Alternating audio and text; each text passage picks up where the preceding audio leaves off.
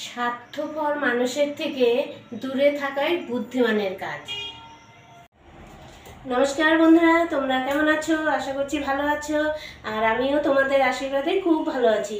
আর আজকে সকালবেলা সমস্ত কাজ হয়ে গেছে।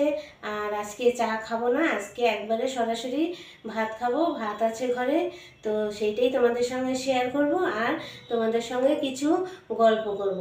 তো কথা হচ্ছে, কিছু পেতে হলে মানুষের কিছু দিতে হয়। সেটা টাকা পয়সা না দিলেও তার মধ্যে যেন ভালোবাসাটা অটুট থাকে। তাহলে কিছু পেতে হলে কিছু মানুষকে বিনিময়ে দিতে হয়, এটাই চিরকালের নিয়ম।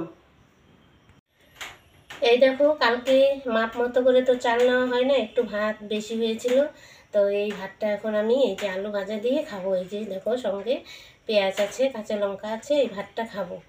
আর পরে আজকে কি রান্না করব সেটা তোমাদের সঙ্গে শেয়ার করব পরে। এখন এই ভাতটা খাই, খাওয়ার পর আবার কাজে নামবো। তো হচ্ছে রোজ দিন তো চা সকালবেলা খাওয়া হয়, তো আজকে আর চা খাইনি, তো এই ভাত খাবো। আর হচ্ছে তোমার বাসি ভাত আলু ভাজা দিয়ে খেতে কিন্তু খুব ভালো লাগে। তো আজকে এই ভাতটা খেয়ে নিয়ে তারপর কি রান্না করব তোমাদের সঙ্গে সেটা শেয়ার করব। তোমরা আমার ভিডিওটা দেখতে থাকো। তো চলো ভাতটা খেয়ে নিই। তো বন্ধুরা, আমার খাওয়া হয়ে গেছে।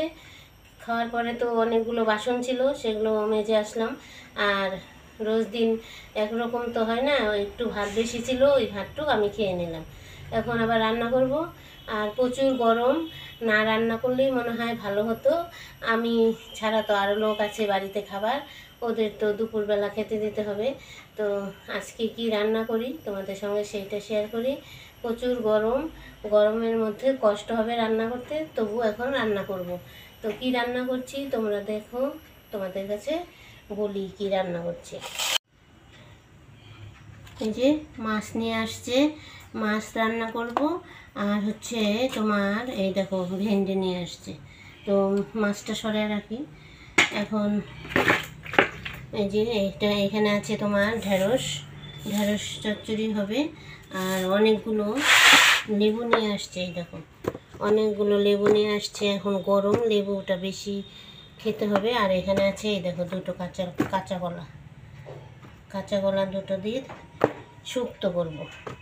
আর মাছের ঝোল করব, আর এই ভেন্ডি চচ্চড়ি করব। এই তো আজকে আমাদের রান্না। আমাদেরও লেবু গাছ আছে, অনেক লেবু ধরছে।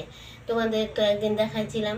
তো ওই লেবুগুলো এখনও বড় হয়নি, খাওয়ার মতন ব্যবস্থা হয়নি, সেই জন্য কিনে আনতে হয়। আর মাছ অল্প দেখলে, আমরা তো বাড়িতে লোক 3 জন, সেই জন্য ছেলে মাছ খায় না, ওর জন্য অন্য ব্যবস্থা করতে হয়।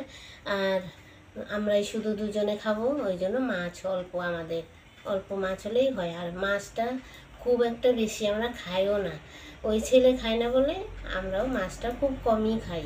তো মাছ না খেতে খেতে একটা খারাপ অভ্যেস হয়ে যাবে, ওই জন্য মাঝে মধ্যে আবার মাছটা নিয়ে আসে, তাই আমরা 2 জনেই খাই, আর ছেলের জন্য অন্য কিছু করে দিই। তো ঝামেলা আছে। তো মাছ সবাই মিলে একটা জিনিস খেলে তাহলে অনেকগুলো আনলে সুবিধা হয়, ওর ছেলের জন্য একটু অসুবিধা হয়। তো এইভাবেই চলছে জীবন।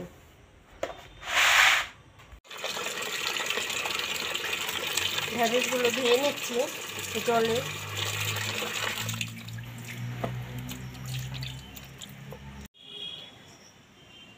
রান্নার কাজের থেকে বেরিয়ে আসলে মনে হয় জীবনটা নতুন করে পেলাম।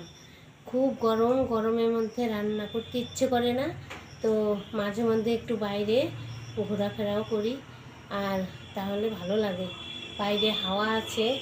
তো চলো বন্ধুরা, আজকের মতো ভিডিওটা এখানেই রাখছি। তোমরা ভালো থেকো, সুস্থ থেকো, আর আমার সঙ্গে থেকো।